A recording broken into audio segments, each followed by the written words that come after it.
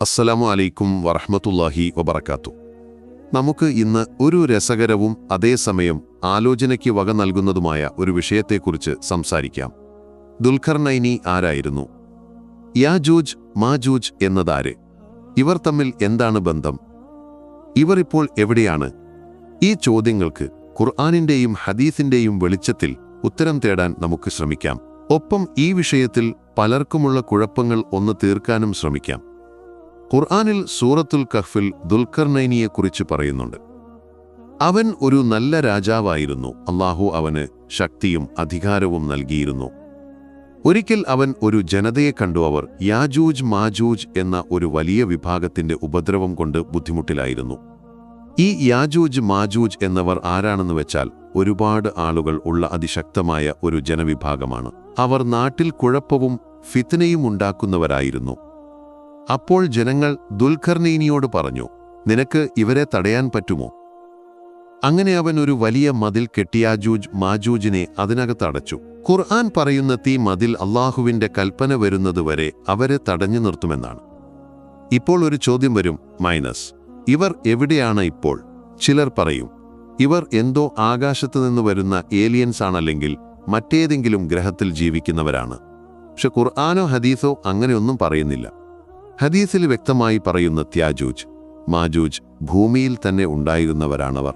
ഒരു വലിയ ജനക്കൂട്ടമാണ്. അവർ എല്ലാ ഉയരങ്ങളിൽ നിന്നും ഇറങ്ങിവരും. ഒരു തടാകത്തിന്റെ വെള്ളം മുഴുവൻ കുടിച്ചു തീർക്കും എന്നൊക്കെയാണ് പറയുന്നത്. ഇവിടെ ഒരു തെറ്റിദ്ധാരണ പലർക്കുമുണ്ട്.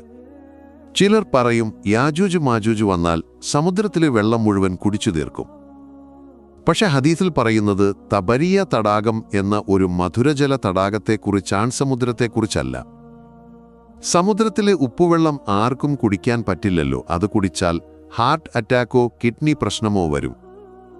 പക്ഷെ തബരിയ തടാകം മധുരജലമുള്ള ഒരു തടാകമാണത്. ഇപ്പോൾ ഇസ്രയേലിലാണ്. ഹദീസിൽ പറയുന്ന യാജൂജ് മാജൂജ് വരുമ്പോൾ ആദ്യത്തെ കൂട്ടം ഈ തടാകത്തിലെ വെള്ളം മുഴുവൻ കുടിക്കും. പിന്നാലെ വരുന്നവർ എത്തുമ്പോൾ അവർ പറയും, ഇവിടെ ഒരു കാലത്ത് വെള്ളമുണ്ടായിരുന്നോ? ഇപ്പോൾ ഒരു കാര്യം ശ്രദ്ധിക്കൂ. ഈ തബരിയ തടാകം ഇസ്രായേലിൽ ഇപ്പോൾ ഉണങ്ങിക്കൊണ്ടിരിക്കുകയാണ്. റിപ്പോർട്ടുകൾ പറയുന്നത് കഴിഞ്ഞ നൂറ്റാണ്ടിനിടയിൽ ഇതിന്റെ വെള്ളം ഇത്രയും കുറഞ്ഞിട്ടില്ല എന്നാണ്. കർഷകർക്ക് പോലും വെള്ളം കിട്ടാതെ വരുന്ന അവസ്ഥയാണ്. അപ്പോൾ ചിന്തിക്കൂ, ഇതൊരു യാദൃശ്ചികതയാണോ? ചരിത്രം നോക്കിയാൽ യാജൂജ് മാജൂജിനെ ഖസർ എന്ന ഒരു ജനതയുമായി ബന്ധപ്പെടുത്താം. ഈ ഖസർ ജനത ഒരു കാലത്ത് കോക്കസസ് പർവ്വതനിരകൾക്കിടയിൽ ജീവിച്ചിരുന്നവരാണ്. പിന്നീട് അവർ യഹൂദമതം സ്വീകരിച്ചു യൂറോപ്പിലേക്ക് പോയി. അവിടെ നിന്ന് ശേഷം രണ്ടാം ലോക മഹായുദ്ധത്തിന് ശേഷം ഇസ്രായേലിലേക്ക് വന്ന് താമസമാക്കി. ഇവരാണ് ഇന്ന് അഷ്കനാസി ജൂസ് എന്ന് വിളിക്കപ്പെടുന്നവർ. ഇവർ തുർക്കി വംശജരാണ്. യഥാർത്ഥ ബനി ഇസ്രായേലിന്റെ ഹസ്രത്ത് യാക്കൂബിന്റെ പിന്മുറക്കാർ, നേരിട്ടുള്ള പിൻഗാമികളല്ല.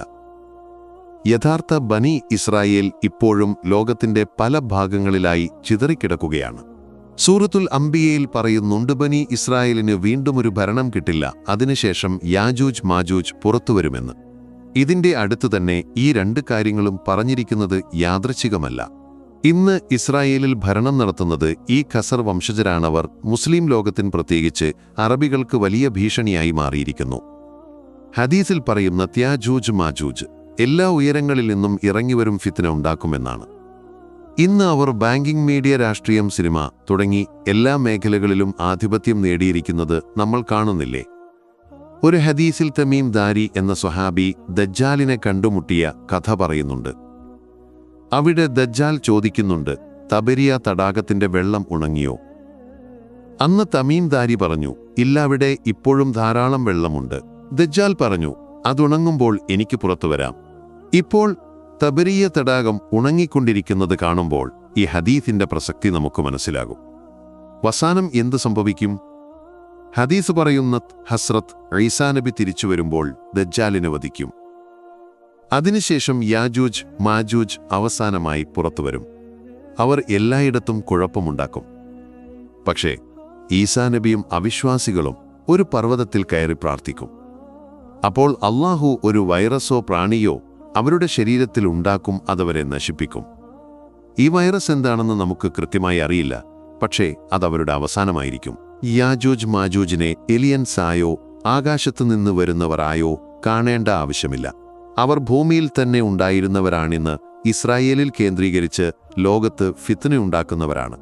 തബരിയ തടാകം ഉണങ്ങുന്നതും അവർ അറബികൾക്കെതിരെ ആക്രമണം നടത്തുന്നതും ഹദീസിലെ പ്രവചനങ്ങൾ നടക്കുന്നതിൻ്റെ തെളിവാണ്. ഇതൊക്കെ മനസ്സിലാക്കാൻ നമുക്ക് ഖുർആനും ഹദീസും മതിയാരുടെയും സയൻസ് ഫിക്ഷൻ കഥകൾ വേണ്ട. അല്ലാഹു നമുക്ക് ഈ കാര്യങ്ങൾ മനസ്സിലാക്കാനും നല്ലത് ചെയ്യാനും ശക്തി തരട്ടെ. ആമീൻ. അസ്സലാമു അലൈക്കും വറഹ്മത്തുള്ളാഹി വബറകാതുഹു.